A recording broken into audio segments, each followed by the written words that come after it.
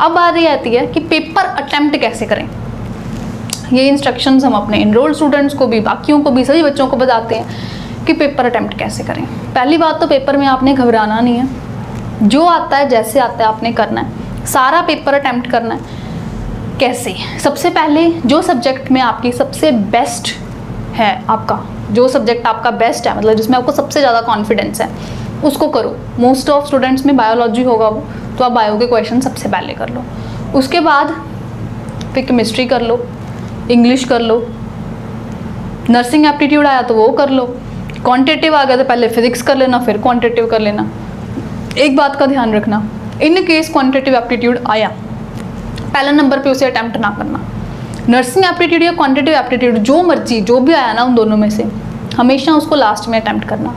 Reason being, कई बार उसमें questions ऐसे होते हैं रीजनिंग के कि उसको करने में टाइम बहुत निकल जाता है। पिछले साल भी ये बच्चों की रिव्यू था कि हमने पहले ही क्वांटिटेटिव को हाथ लगा लिया और उसी में इतना टाइम निकल गया कि बाकी सब्जेक्ट्स करने के लिए हमें बहुत कम टाइम बचा, या कोई सब्जेक्ट तो हमारा छूट भी गया। पर तैयारी तो आप बाकी सब्जेक्ट्स की कर रहे थे ना, फिजिक्स केमिस्ट्री बायो पे आप सबसे ज़्यादा स्ट्रेस दे रहे थे, तो करो भी पहले उन्हें, पहले बायो, फिर केमिस्ट्री, फिर इंग्लिश कर लो, फिर फिजिक्स कर लो, फिर एंड पे करो नर्सिंग एप्टीट्यूड या क्वांटिटेटिव एप्टीट्यूड। कोई भी क्वेश्चन छोड़ना नहीं है, सारे क्वेश्चंस करने हैं। और अगर आपको कोई लगता भी है कि हाँ ये क्वेश्चन मैंने छोड़ना है, तो जो ई ऑप्शन है उसे फिल कर देना है। पर ये ना हो कि कोई भी ऑप्शन में आपने कोई भी जो सर्कल है वो फिल ना किया हो, नहीं तो फिर नेगेटिव मार्किंग हो। मान लो कोई क्वेश्चन आया, वो उसको आपको नहीं आता, आपने क्वेश्चन छोड़ दिया, तो वो आपके पास 5 जो बॉक्सेस हैं उसमें से आपने कोई भी फिल नहीं किया, वो सारे खाली रह गए, तो आपके मार्क्स डिडक्ट हो जाएंगे। उन्होंने ये चीज़ प्रॉस्पेक्टस में लिखी हुई थी, वो वीडियो में भी हमने बताई थी कि फिर नेगेटिव मार्किंग काउंट होगी अगर आप कोई क्वेश्चन अनअटेम्प्टेड छोड़ते हो।